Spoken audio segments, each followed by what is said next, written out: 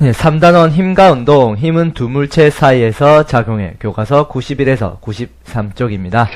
오늘 학습 목표 보겠습니다. 힘은 두 물체 사이의 상호작용임을 설명할 수 있다 입니다. 자, 여기에 영상을 한번 보시겠습니다. 자, 이렇게 매우 아프게 엉덩이를 손바닥으로 때리게 되면 실제로 엉덩이하고 손바닥하고 모두 아픈 것을 여러분들이 느낄 수가 있습니다. 이것이 왜이냐? 바로 이게 힘이 손바닥과 엉덩이 모두에게 작용했기 때문입니다. 실제로 이렇게 엉덩이를 손바닥으로 세게 치게 되면요, 손바닥이 엉덩이를 때리는 힘도 존재하지만 이 엉덩이가 손바닥을 때리는 힘도 함께 존재하게 됩니다.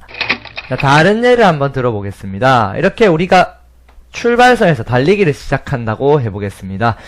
자, 이렇게 우리가 앞으로 달리기 위해서는 뒤로 발이 바닥을 이렇게 힘껏 밀어줘야 되는 힘이 생기겠죠.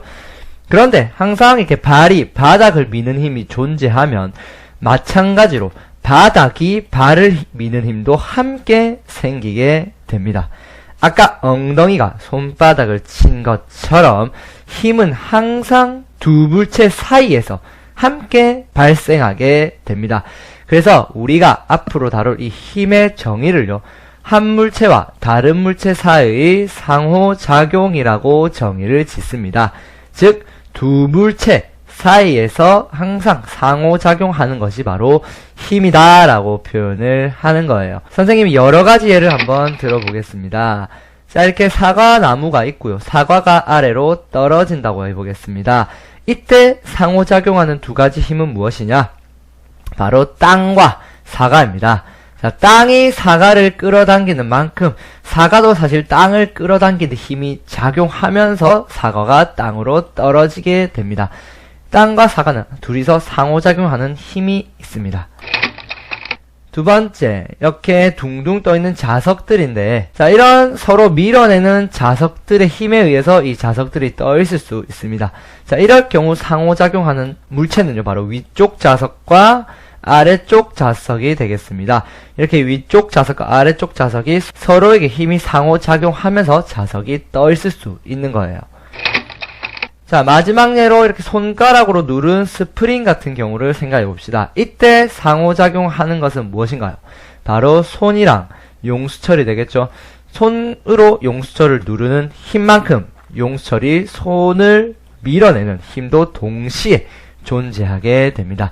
자, 이로써 알 수 있는 사실은 바로 힘은 항상 한 물체와 다른 물체, 즉 두 물체 사이에서 존재한다는 걸 알 수가 있습니다.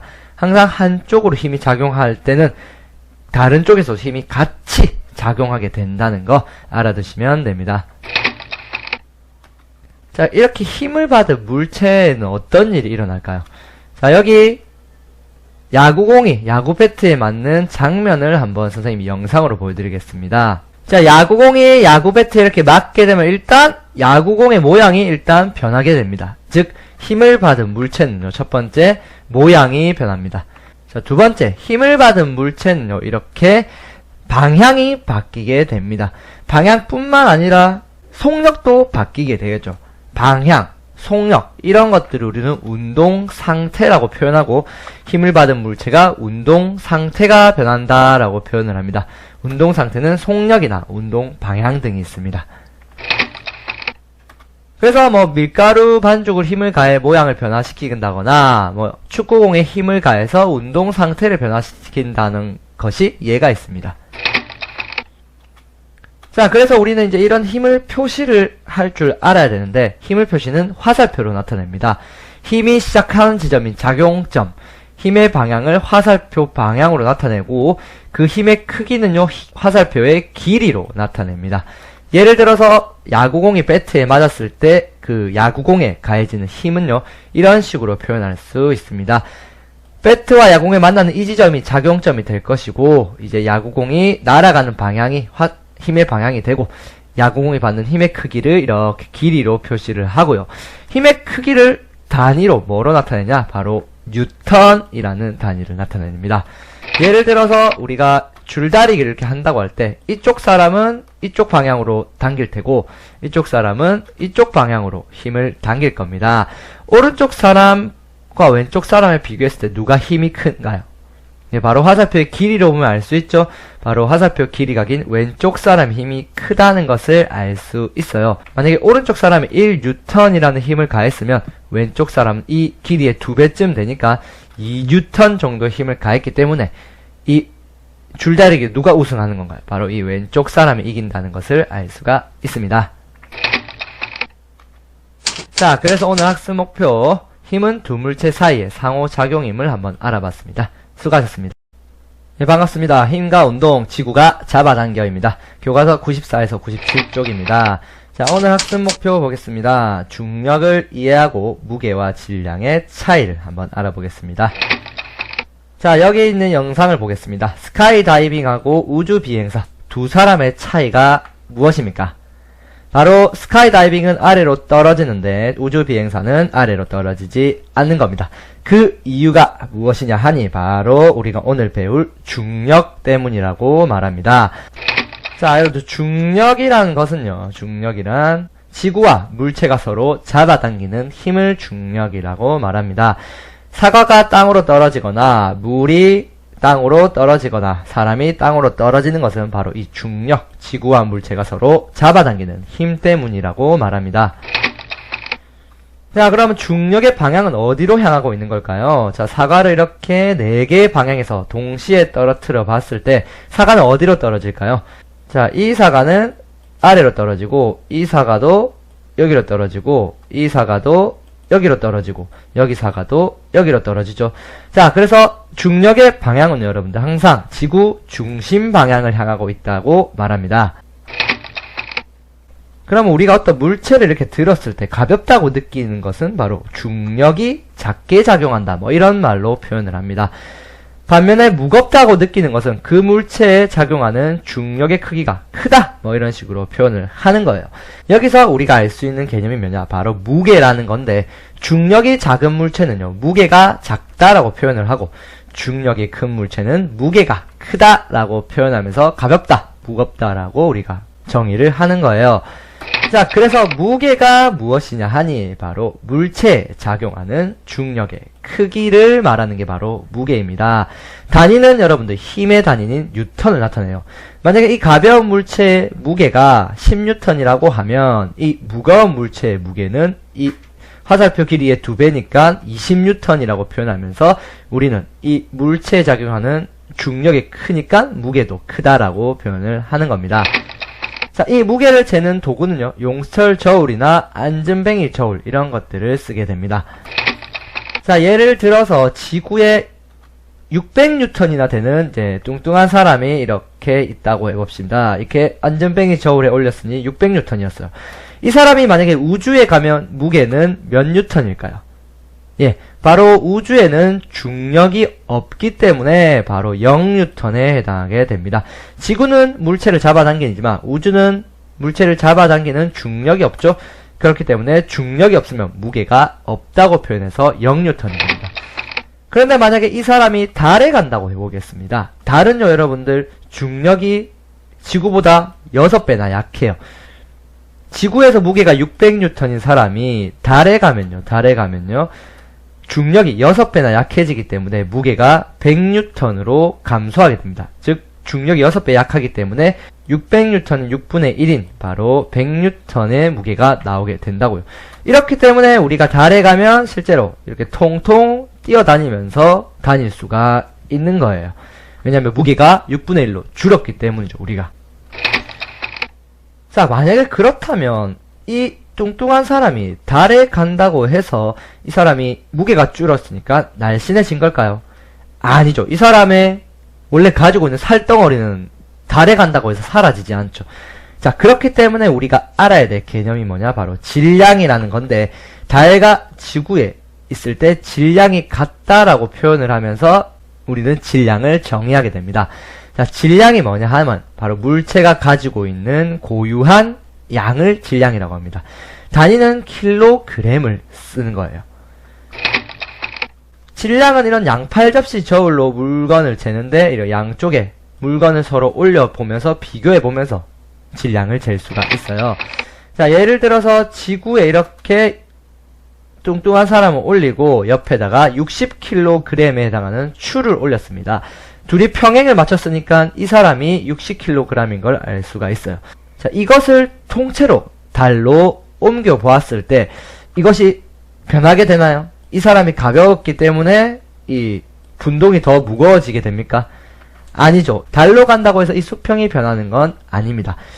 이것처럼 질량은요, 바로 이 물체가 가지고 있는 고유한 양이기 때문에 절대로 변하지 않습니다. 이 사람이 살을 빼지 않는 이상은요. 자, 그래서 무게와 질량에 대해서 한번 차이점을 보겠습니다. 자, 지구에서 60kg 사람은요, 무게가 몇 뉴턴이냐 하면요, 지구에서 1kg은 바로 9.8뉴턴과 같다고 계산을 합니다. 즉 60에서 곱하기 9.8을 하면 그 사람의 무게가 나옵니다. 선생님이 계산해보니까 588뉴턴이 나오더라고요. 근데 이런 사람이 달에 갔을 때는 어떻게 되냐? 질량은 그대로 60kg입니다. 질량은 변하지 않는 고유한 양이니까요. 자, 그럼 무게는 얼마가 나오게 될까요? 자, 달의 중력은요, 달의 중력은 지구의 6분의 1에 해당하기 때문에 무게도 역시 6분의 1만큼이 나오게 되겠죠. 588 곱하기 6분의 1 하면 바로 98뉴턴이 나오게 됩니다. 즉 지구와 달에서 질량은 그대로지만 잡아당기는 힘, 중력이 다르기 때문에 무게는 달라지게 된다는 거 알아두시면 됩니다. 자, 그래서 오늘 학습 목표 중력을 이해하고 무게와 질량의 차이점에 대해서 알아봤습니다. 수고하셨습니다.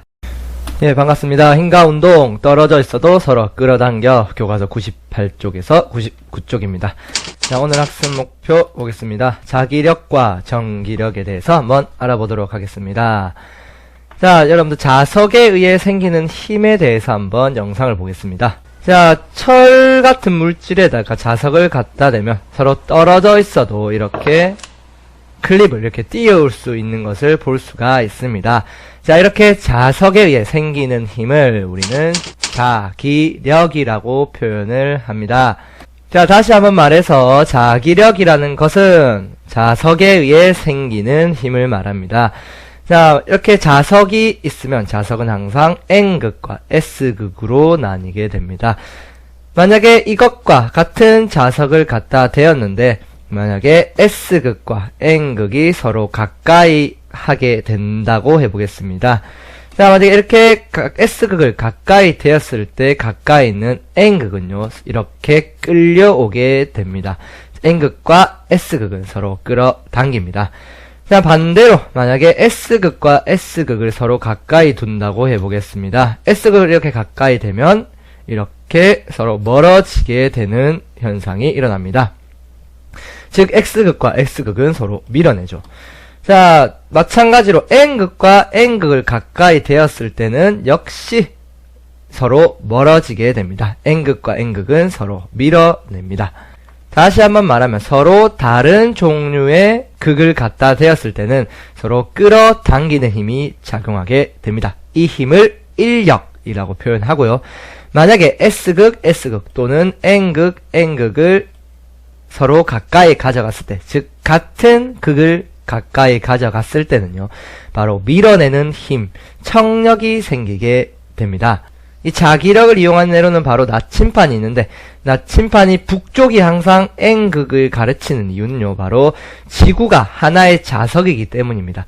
지구가 하나의 자석이면서 북쪽이 S극, 남쪽이 N극이 되면서 나침판이 바로 N극이 S극 쪽으로 향하고 S극이 N극으로 향하면서 북쪽이 항상 N극을 향하는 나침판이 만들어지게 되는 겁니다.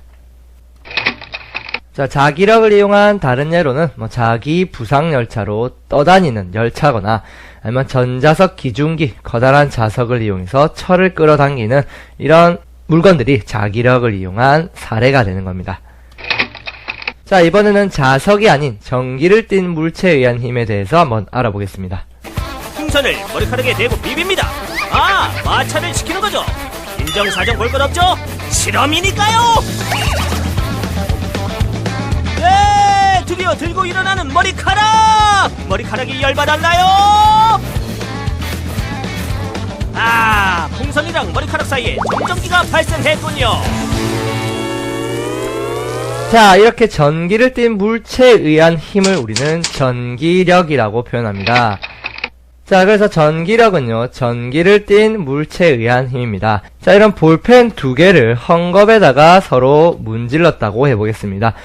이러면 어떤 일이 일어나게 되냐면요, 이 볼펜이 전기를 띠게 됩니다. 자, 그러면서 할 수 있는 일이 있습니다. 이렇게 볼펜이 서로를 밀어내는 것을 확인할 수 있습니다. 떨어져 있는데도 불구하고요. 이런 힘을 바로 전기력이라고 합니다.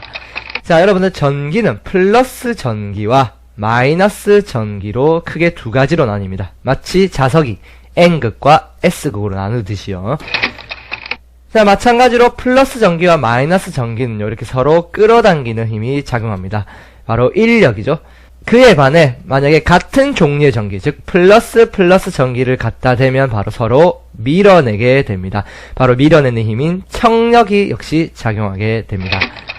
자, 아까 볼펜 두 개가 서로 밀어내는 이유는요, 헝겊에다 문지르다 보니까 얘들이 마이너스 전기를 서로 띠게 됩니다. 그러다 보니 서로 가까이 가져가게 되면 바로 밀어내는 청력이 발생하게 된 겁니다. 자, 정리를 한번 해보겠습니다. 전기력과 자기력 두 힘은 굉장히 유사합니다. 서로 다른 종류가 오게 되면 서로 끌어당기게 되는 인력이 작용하고, 만약에 서로 같은 종류가 오게 되면 서로 밀어내는 청력이 작용하게 된다는 것만 알아두셔도 됩니다. 그래서 오늘 학습 목표 전기력과 자기력에 대해서 한번 알아봤습니다. 수고하셨습니다. 네, 반갑습니다. 힘과 운동 저촉해 있어도 밀고 당겨 100쪽에서 101쪽입니다. 자, 오늘 학습 목표 보겠습니다. 탄성력을 이해하는 것입니다. 자, 어떤 만화의 영상을 하나 보겠습니다.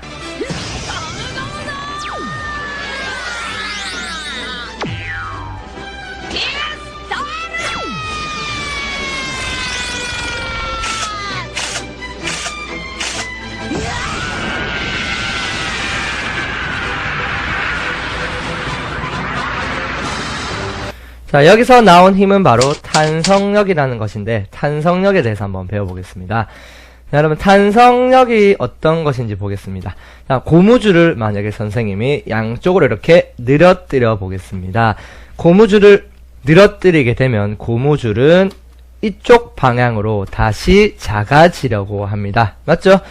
그러면서 이렇게 작아지려 하는 힘이 양쪽에서 발생하게 될 건데, 이런 다시 작아지려는 힘을, 즉 다시 원래 모양으로 돌아가려는 이 힘들을 우리는 탄성력이라고 말합니다. 즉 탄성력은요, 바로 원래 상태로 돌아가려는 힘을 탄성력이라고 표현합니다. 자, 이런 탄성력을 이용한 무기에는 바로 새총, 이런 고무줄을 이용한 새총이나 또는 활 같은 것들이 이제 우리 탄성력을 이용한 무기가 될 수가 있습니다. 자, 만약에 선생님이 스프링을 눌렀다고 해보겠습니다. 누르는 힘이 왼쪽 방향으로 작용하게 되면요, 이 스프링은 원래 모양으로 돌아가려고 바로 오른쪽으로 탄성력이 작용하게 되면서 원래 상태로 돌아가려는 힘을 발휘하게 됩니다. 자, 오른쪽과 같이 스프링을 이렇게 잡아당겼다고 해봅시다. 왼쪽으로 잡아당겼으니 당기는 힘은 왼쪽이고, 이 스프링은 원래 모양으로 돌아가기 위해서 오른쪽으로 탄성력을 작용하게 됩니다. 즉 원래 상태로 돌아가라는 힘인 탄성력이 발생하게 되는 겁니다. 즉 탄성력은요, 가하는 힘에, 즉 힘을 주는 방향의 반대 방향으로 나타난다고 보시면 됩니다. 자, 그래서 고무줄, 스프링, 이렇게 탄성력을 가지고 있는 물체들을 탄성체라고 표현하고요. 이런 물건들 말고도 뭐 스펀지나 또 우리 피부들도 사실 탄성체라고 표현을 합니다. 자, 그래서 오늘 학습 목표 탄성력을 한번 알아봤습니다. 수고하셨습니다. 예, 반갑습니다. 힘과 운동 접촉해 있어도 밀고 당겨입니다. 교과서 102쪽, 103쪽입니다. 자, 학습 목표 보겠습니다. 오늘은 마찰력에 대해서 한번 알아볼 것입니다. 자, 영상을 한 개 보겠습니다.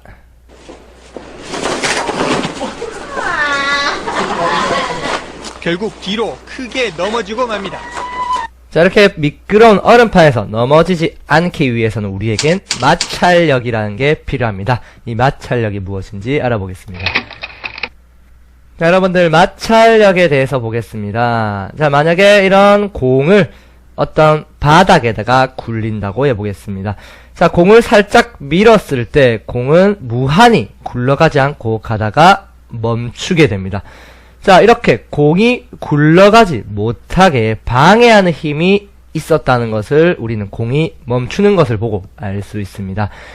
공이 굴러가다가 멈춘 가장 중요한 이유가 뭐냐 하면 바로 이 바닥과 공이 접촉하고 있다는 사실입니다. 즉, 이 접촉면 때문에 움직임이 방해받게 되는데 우리는 이때 작용하는 힘을 바로 마찰력이라고 표현을 합니다. 즉, 마찰력은요, 접촉하여 운동하는 물체를 못 가게 방해하는 힘을 바로 마찰력이라고 합니다. 물체가 이렇게 있으면 오른쪽으로 운동한다고 했을 때 마찰력은 그 반대 방향으로 항상 작용하게 되면서 이 물체가 운동하려는 걸 방해하는 힘이 작용하게 된다는 게 바로 마찰력의 개념입니다. 자, 그렇다면 얼음판과 모래에서 공을 한번 이렇게 굴려보겠습니다. 둘 다 공을 같은 힘으로 굴렸을 때 얼음판은 훨씬 멀리 가는데 비해서 모래는 훨씬 적게 이동했습니다. 즉, 이 공이 굴러가는 걸 방해하는 힘이 누가 컸다는 말입니까? 바로 모래가 컸다는 걸 표현합니다. 얼음판은 미끄럽고 모래는 거칩니다. 마찰력은요, 즉 미끄러울수록 마찰력이 작고 거칠수록 마찰력이 크다는 것을 볼 수가 있습니다. 자, 그래서 거친 나무판에서 마찰력과 반짝반짝한 유리에서 마찰력은 크게 차이가 납니다. 자, 접촉한 표면이 거칠수록 마찰력은 훨씬 크게 작용합니다. 즉, 표면이 거칠거칠할수록 훨씬 운동하는 걸 방해하는 힘이 훨씬 커진다는 말을 표현합니다. 자, 반대로 둘 다 얼음판에서 물체를 굴리는데 한쪽은 코끼리를 굴리고 한쪽에는 가벼운 개미를 밀어보겠습니다. 자, 코끼리가 이 정도 간다고 했을 때 개미는 똑같은 힘으로 밀었는데도 훨씬 멀리 이동하게 됩니다. 두 물체의 차이는 코끼리는 무겁고 개미는 가벼운 것을 알 수가 있습니다. 물체의 무게가 무거울수록 마찰력은 크게 작용하고 물체의 무게가 가벼울수록 마찰력은 작다는 것을 알 수가 있죠. 똑같은 접촉면에서 물체를 굴린다고 해도 무거울수록 마찰력이 크고 가벼울수록 마찰력이 작습니다. 즉, 물체의 무게가 무거울수록 마찰력을 훨씬 크게 작용하게 됩니다. 코끼리처럼 무거운 물체일수록 움직임, 즉 운동을 방해하는 힘은 훨씬 커지게 되는 것입니다. 자, 이런 마찰력을 이용한 물건들이 굉장히 많은데 그 중에 마찰력을 크게 한 경우를 보겠습니다. 이렇게 밑창을 거칠거칠하게 해서 미끄러지지 않게 한 등산화, 또는 이런 타이어 체인을 감아서 접촉면을 거칠거칠하게 만들어 눈에 미끄러지지 않게 만든 자동차 체인, 또는 손에 송진 가루를 발라 손을 거칠거칠하게 만들어 마찰력을 크게 만든 경우입니다. 반대로 마찰력을 작게 한 경우도 있습니다. 이렇게 자전거 체인에 윤활제를 발라서 미끌미끌하게 바퀴가 잘 굴러가게 해서 마찰력을 작게 만든 경우도 있고, 또는 우리가 타는 스케이트 같은 경우도 이제 바닥면이 굉장히 미끄럽게 만들어서 마찰력을 작게 만들어 우리가 스케이트를 즐길 수 있게 만든 예도 이제 마찰력을 작게 만든 경우입니다. 자, 그래서 오늘 학습 목표 마찰력에 대해서 한번 알아봤습니다. 수고하셨습니다. 네, 힘과 운동, 힘을 재봐 교과서 104쪽에서 105쪽입니다. 학습 목표는 힘의 크기를 측정하는 방법을 이해한다입니다. 자, 곰이 팔로 내려치는 힘이 무려 8,000N이나 된다고 합니다. 그런데 태권도 발차기가 무려 10,000N이나 나올 수가 있다고 합니다. 자, 그렇다면 이렇게 8,000N이니 10,000N이니 하는 힘은 어떻게 재는 걸까요? 오늘은 힘의 크기를 재는 방법을 한번 알아보도록 해보겠습니다. 자, 힘을 측정하는 방법에 대해서 알아보겠습니다. 자, 이것은 이제 우리가 악력을 재는, 손의 악이 힘을 재는 악력계입니다. 악력계 여기 부분을 보시면 바로 용수철이 있는 것을 알 수가 있습니다. 우리는 이 용수철을 이용해서 힘을 측정할 수가 있습니다. 자, 만약에 이렇게 천장에 용수철을 걸어 둔다고 해보겠습니다. 자, 원래 길이가 이 정도 되는 용수철에다가 이렇게 2N이 해당하는 추를 매달았습니다. 2N에 해당하는 추를 매달았을 때 용수철은 1cm가 늘어납니다. 그렇다면 이제 용수철에 추를 2개 달았을 때는 4N의 힘이 작용하게 되겠죠? 그랬을 때 늘어난 길이는 2cm가 됩니다. 자, 이것을 보고 우리는 다음 늘어난 길이를 예상할 수가 있어요. 그러면 6N의 축, 즉 추를 3개 달았을 때 과연 용수철은 몇 cm 늘어나게 될까요? 한 개당 1cm가 늘어났으니까 6N이면 3개니까 용수철은 3cm가 늘어나야 됩니다. 자, 그래서 그래프를 보시면 자, 가로축이 힘의 크기, 세로축이 늘어난 길이라고 할 때 힘의 크기가 늘어나면 늘어날수록 용수철이 늘어난 길이도 함께 일정하게 증가하게 되는 그래프를 보이게 됩니다.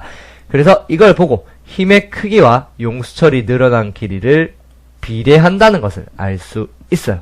자, 이런 관계를 통해서 우리가 힘의 크기를 측정할 수가 있습니다. 자, 다시 이 장면으로 돌아와서 2N당 1cm가 늘어나는 용수철이 있습니다. 4N이면 그 2배는 역시 2cm가 늘어납니다. 자, 선생님이 용수철을 잡아당겼는데 손으로 3cm가 늘어났어요. 그러면 선생님은 용수철을 몇 N의 힘으로 잡아당기고 있는 건가요? 자, 1cm가 늘어나려면 2N의 힘이 돼야 되고 2cm가 늘어나려면 4N이 돼야 된다는 것은 3cm가 되려면 바로 6N이 돼야 된다는 것을 우리가 알 수가 있습니다. 그래서 이렇게 용수철이 늘어나는 길이를 보고 우리는 힘을 측정할 수가 있는 겁니다. 그래서 이렇게 힘을 측정하는 도구에는 우리가 한번 써봤던 용수철 저울이나 또 우리가 주로 쓰는 체중계, 안전뱅이 저울 이런 것들이 이제 용수철을 이용해서 힘을 측정하는 도구가 되겠습니다. 자, 그래서 오늘 학습 목표 힘의 크기를 용수철을 이용해서 측정하는 방법을 알아봤습니다. 수고하셨습니다. 반갑습니다. 힘과 운동, 나란한 두 힘을 합해봐. 교과서 106쪽에서 109쪽입니다. 오늘 학습 목표 보겠습니다. 힘의 합력을 한번 알아보고 힘의 평형을 한번 알아보겠습니다. 자, 영상을 하나 보고 시작하겠습니다.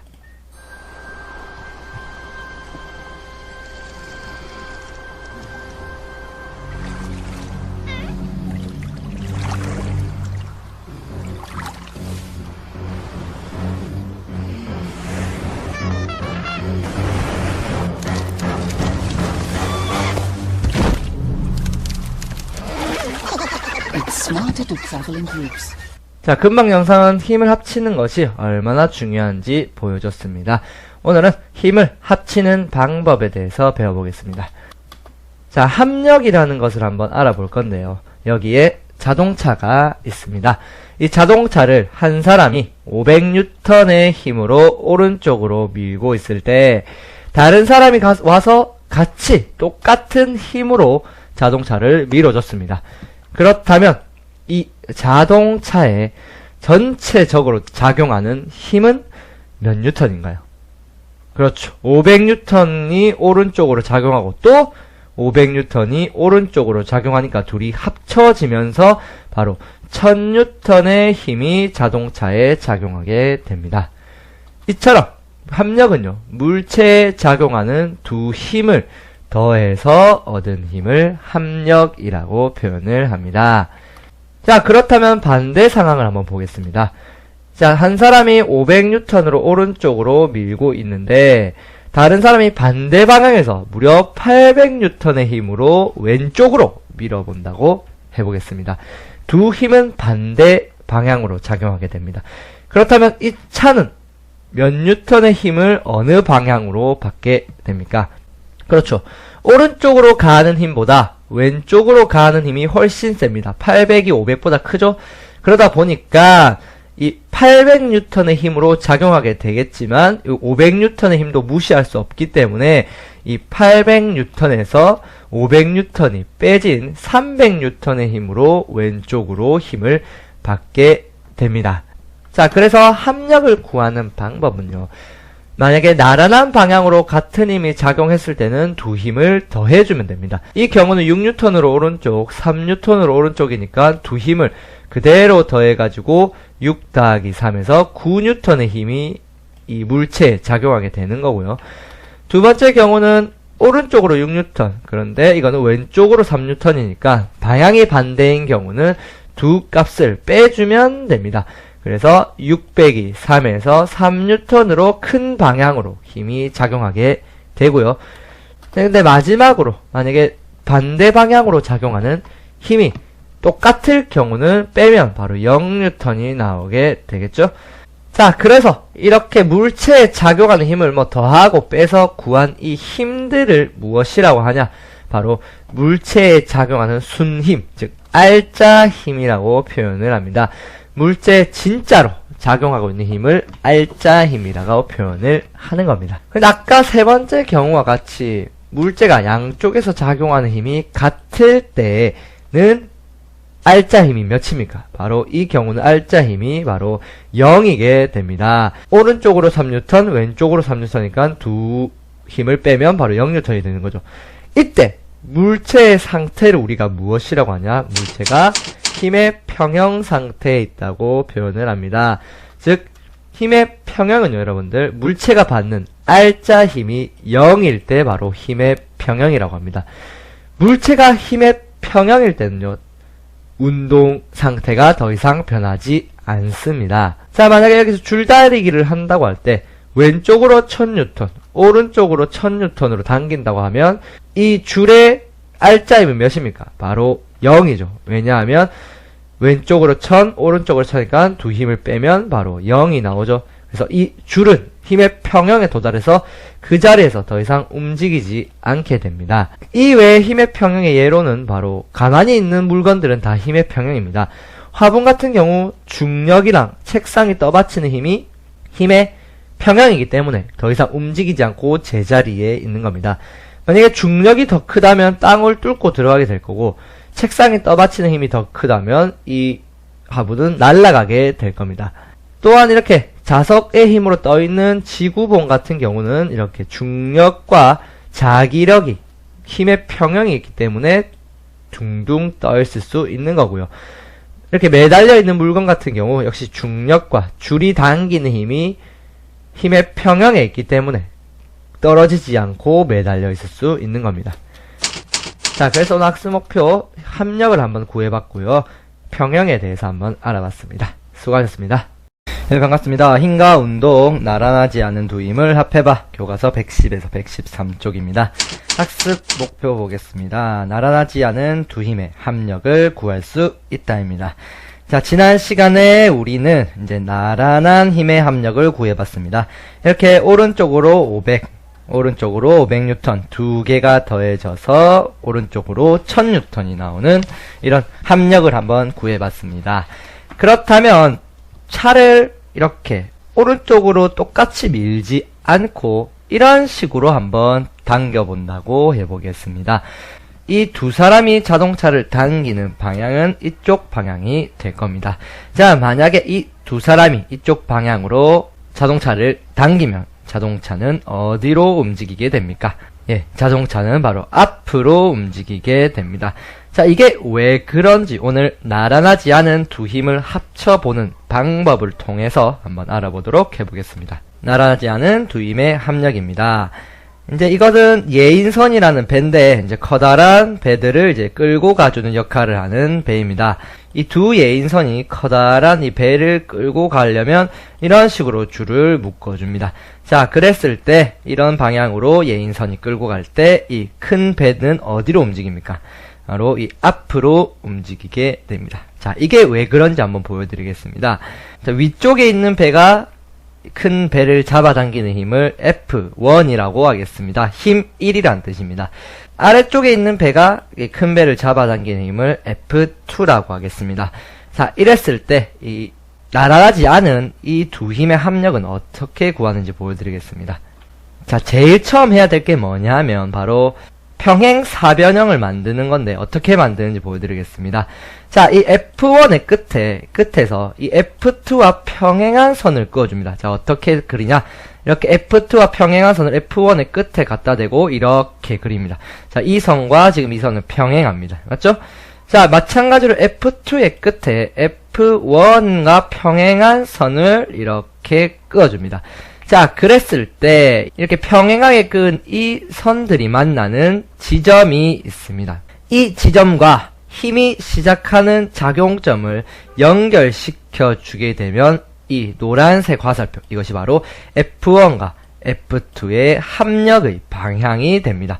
그래서 이런 식으로 나란하지 않은 두 힘을 구할 수가 있습니다. 자, 이 경우와 달리 여기 있는 각도를 조금 줄여서 끈다고 해보겠습니다. 자, 각도가 조금 줄어들었습니다.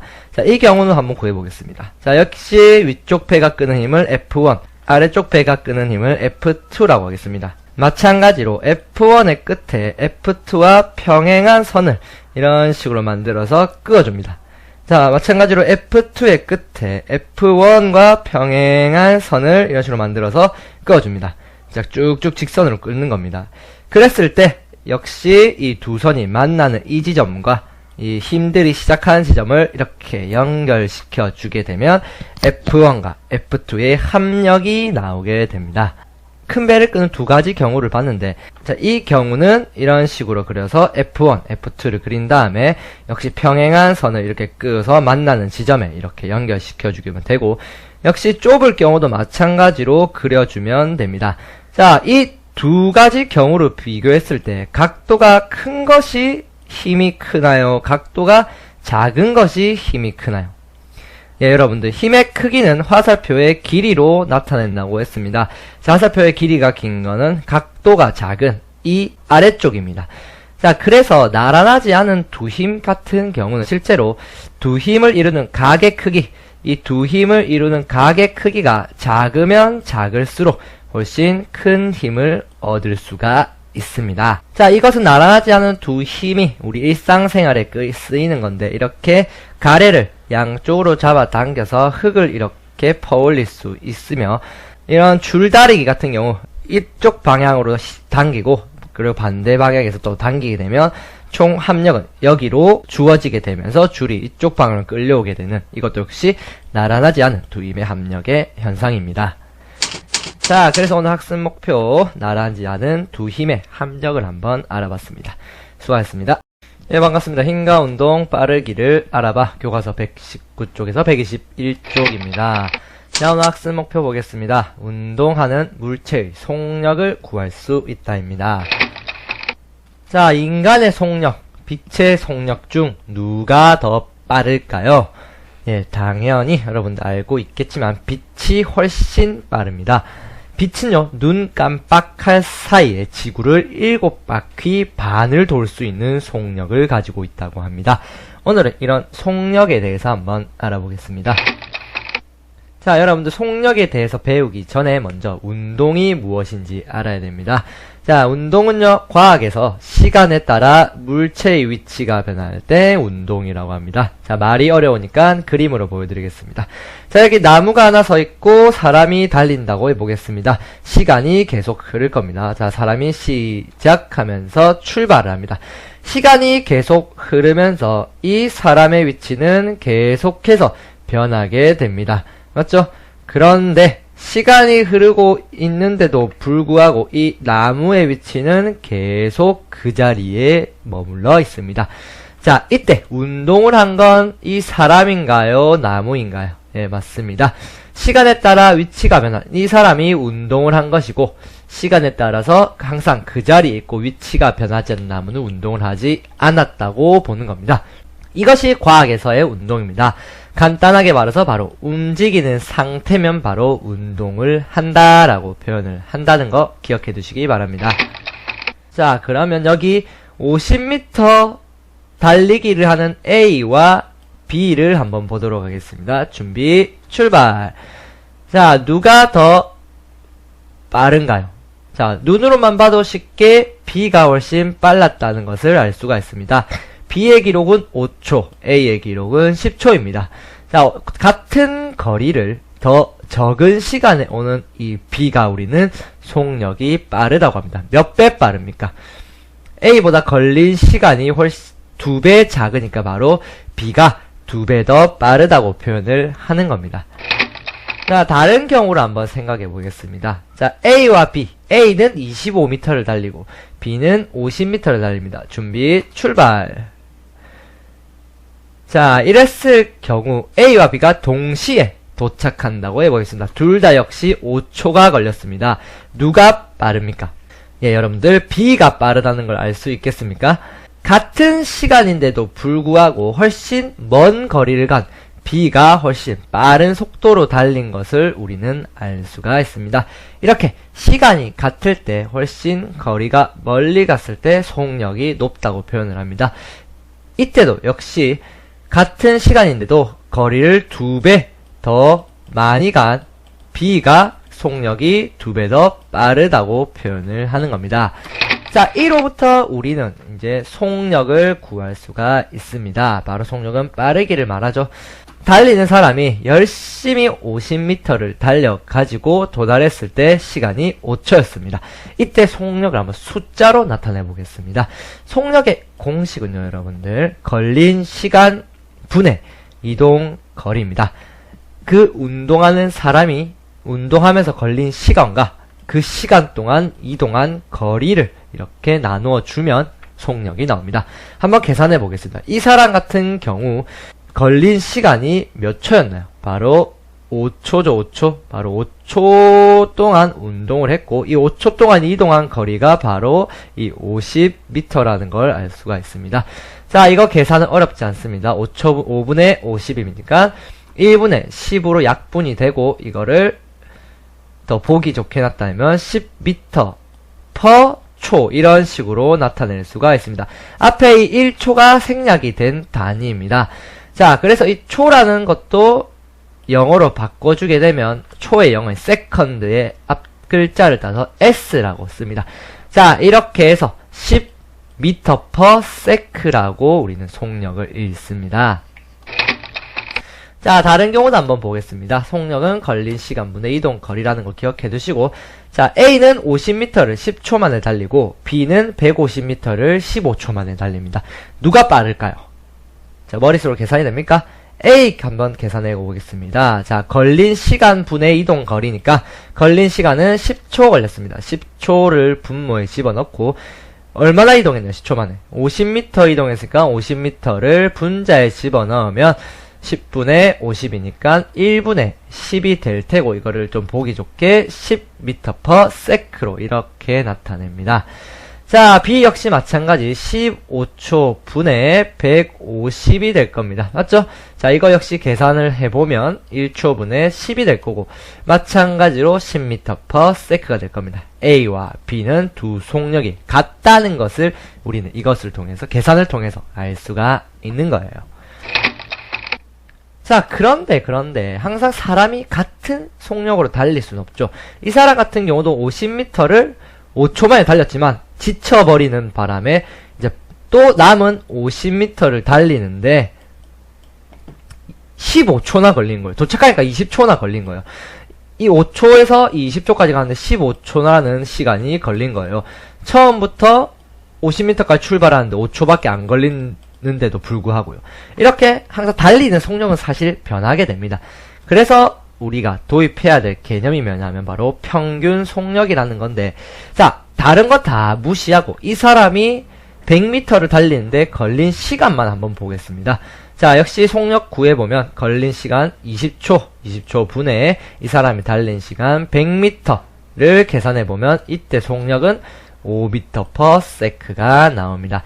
자, 이때 속력을 우리는 그냥 속력이라 하지 않고 바로 평균 속력이라고 표현을 합니다. 평균 속력은요, 바로 도중에 속력 변화를 전혀 생각하지 않고 마지막 결과만을 보고 구한 속력을 바로 평균 속력입니다. 도중에 빨라졌든가 느려졌든가 상관없이 그런 것 신경 끄고 바로 구한 속력이 바로 평균 속력이라는 것입니다. 자, 그래서 오늘 학습 목표 운동하는 물체 속력을 한번 구해봤습니다. 수고하셨습니다. 네, 반갑습니다. hin가운동 속력의 일정의 교과서 122쪽에서 125쪽입니다. 자, 오늘 학습 목표 보겠습니다. 등속 직선 운동에 대해서 이해하는 것입니다. 자, 오늘은 등속 직선 운동이 무엇인지 알아보겠습니다. 자, 여기에 달리는 사람의 속력과 방향을 유심히 한번 봐주시기 바랍니다.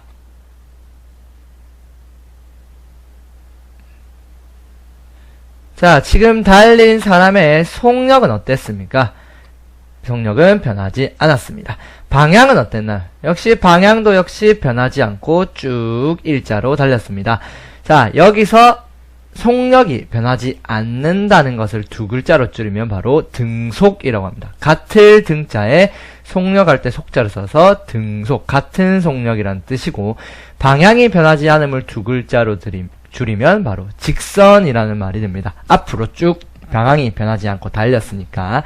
그래서 속력이 변하지 않고 방향이 변하지 않는 운동을 우리는 등속, 직선 운동이라고 표현을 합니다.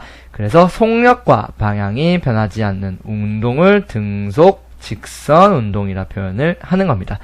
이렇게 등속, 직선 운동을 하는 예는요, 이제 지하철에 있는 무빙워크, 이제 움직이는 길인데 이렇게 등속, 직선 운동을 하게 되죠. 그리고 케이블카 역시 방향과 속력이 변하지 않고요. 그리고 에스컬레이터 역시 방향과 속력이 변하지 않는 등속, 직선 운동을 할 수가 있습니다. 자, 지금 여기 달리는 사람을 1초마다 사진을 한번 찍어 보겠습니다.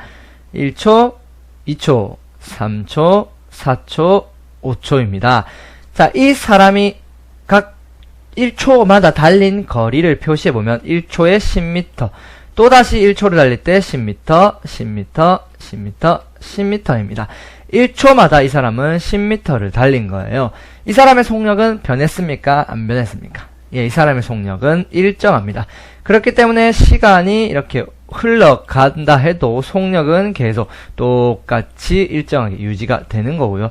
또한 시간에 따라서 이동 거리가 일정하게 증가하는 것을 알 수가 있습니다. 1초 때는 10m 같지만 또 다른 1초가 흐른 2초 때는 20m를 가고 또 다시 3초가 되니까 30m가 가면서 점점 10m씩 이동거리가 증가하는, 즉 일정하게 증가하는 그래프를 볼 수가 있습니다. 자, 또한 등속 직선을 하기 위한 조건이 필요한데요. 우리가 공을 등속 직선 운동하기 위해 공을 뻥 하고 차도 공은 등속 직선 운동을 하지 않습니다. 그 이유는 바로 왼쪽으로 이렇게 마찰력이 작용하기 때문인데요. 한쪽으로 힘이 작용하고 있는 경우는 등속 직선 운동이 불가능합니다. 자, 그렇기 때문에 공을 등속 직선 운동 시키려면 이렇게 힘을 계속 가해줘야 됩니다. 즉, 마찰력과 같은 힘으로 반대 방향으로 힘을 계속 주어야 등속 직선 운동이 가능한데, 이렇게 양쪽으로 반대 방향으로 같은 힘이 작용하는 상태를 지난 시간에 우리는 힘의 평형이라 배웠고, 이때 알짜 힘을 바로 0이라고 표현을 했습니다. 즉, 알짜 힘이 0일 때 등속 직선 운동이 가능하다는 걸 우리는 알 수가 있습니다. 자, 그래서 오늘 학습 목표 등속 직선 운동에 대해서 한번 알아봤습니다. 수고하셨습니다. 네, 반갑습니다. 운동 상태를 유지해 교과서 122쪽에서 125쪽입니다. 자, 학습 목표 보겠습니다. 관성이 무엇인지 알아보도록 하겠습니다. 자, 앞에 영상을 하나 보겠습니다.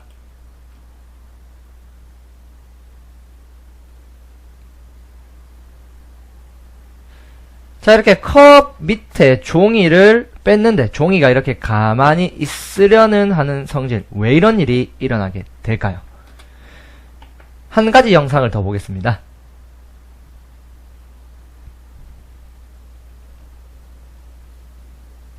자, 앞으로 가던 차 안에 있던 물이 밖으로 쏟아지는 걸 볼 수 있는데, 차는 움직임을 멈췄는데도 불구하고 물은 계속 움직이려 하다 보니까 물이 쏟아지는 영상을 볼 수 있었는데, 이것 또한 왜 이런 일이 일어나는지 한번 관성이란 것에 대해서 알아보면서 한번 공부해 보도록 하겠습니다. 관성이란 바로 계속 무엇을 하려는 성질을 관성이라고 합니다.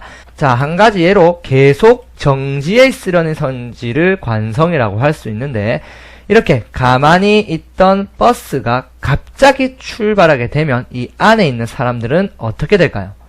자, 갑자기 급출발을 하게 되면 사람들이 이렇게 뒤쪽으로 넘어지게 됩니다. 이게 왜 이런 일이 일어나냐고 하면 바로 이렇게 가만히 있으려는 관성 때문인데 계속 정지해 있으려고 하니 버스가 출발해도 이 사람들은 가만히 있기 위해서 그 자리로 돌아가려고 갑자기 뒤로 몸이 쏠리게 됩니다. 이것이 바로 관성 중에 계속 정지해 있으려는 성질에 해당하게 됩니다. 자, 다른 경우를 보겠습니다. 계속 움직이려는 성질도 역시 관성입니다. 왜냐하면 관성은 계속 무엇을 하려는 성질이기 때문에. 자, 이렇게 달리는 자동차가 갑자기 정지하게 된다고 해보겠습니다. 그렇게 되면 안에 있던 사람들은요, 앞으로 몸이 쏠리게 됩니다.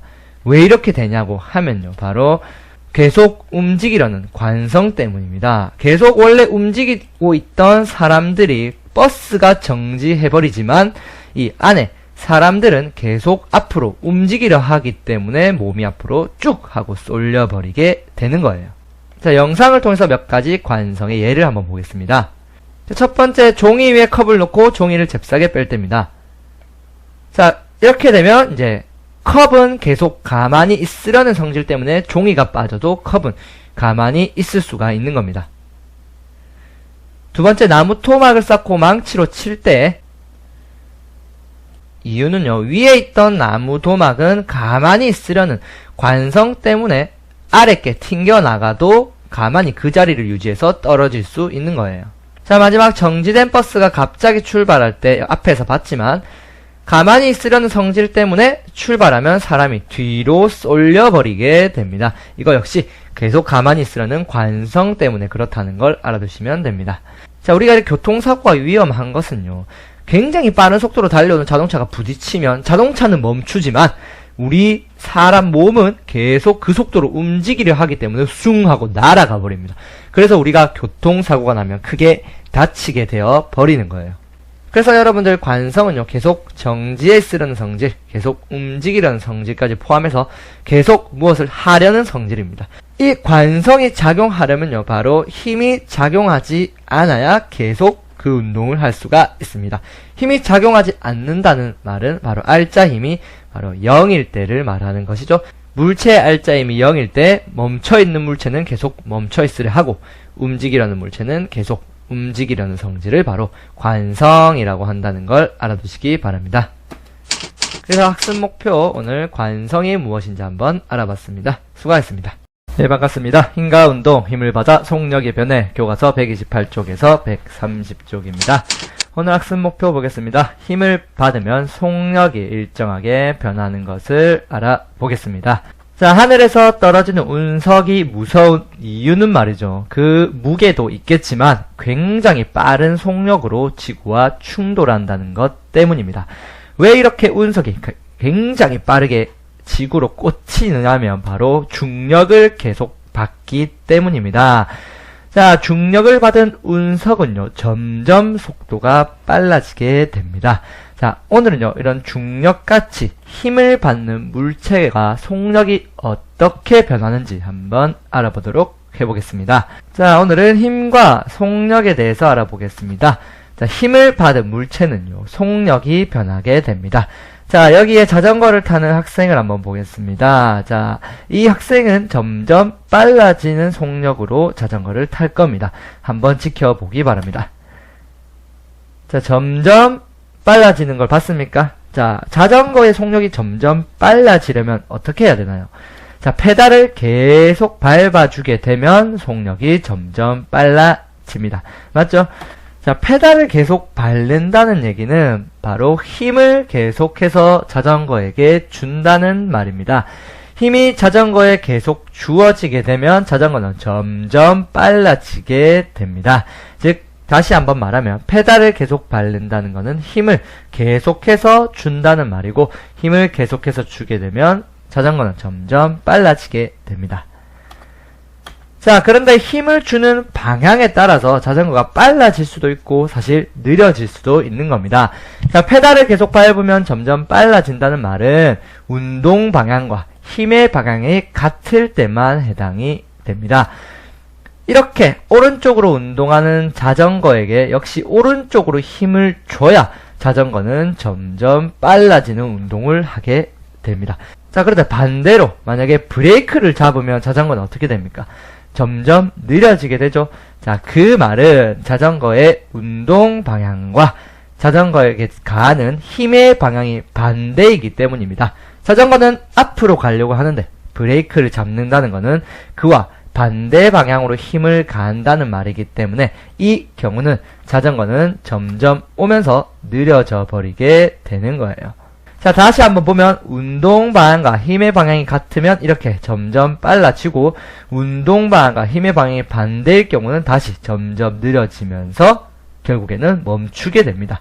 이런 예시 외에 떨어지는 공을 예시로 들 수도 있는데 이런 떨어지는 공은요, 운동 방향이 아래쪽이고 역시 중력을 아래쪽으로 받기 때문에 점점 속력이 빨라지게 됩니다. 그래서 그래프는 이런 식으로 나타낼 수가 있어요. 공을 낙하시킬 때 시간이 지나면 지날수록 점점 속력이 증가하는 것을 우리가 볼 수가 있어요.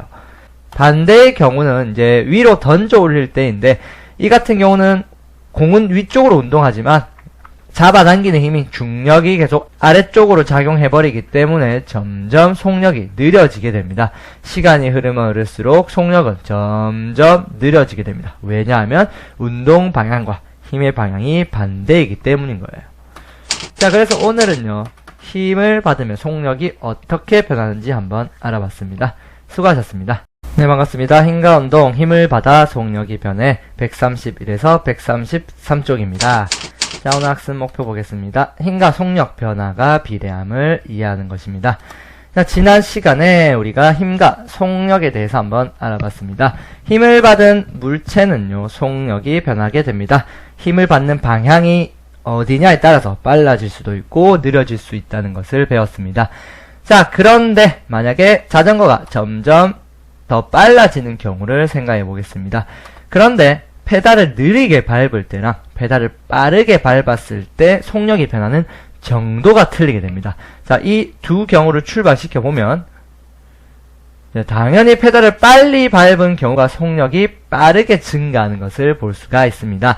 자, 여기서 페달을 느리게 밟았다는 얘기는요, 힘이 어떻다는 얘기입니까? 힘이 약하다는 얘기가 될 테고, 페달을 빨리 밟았다는 얘기는 힘이 어떻다는 겁니까?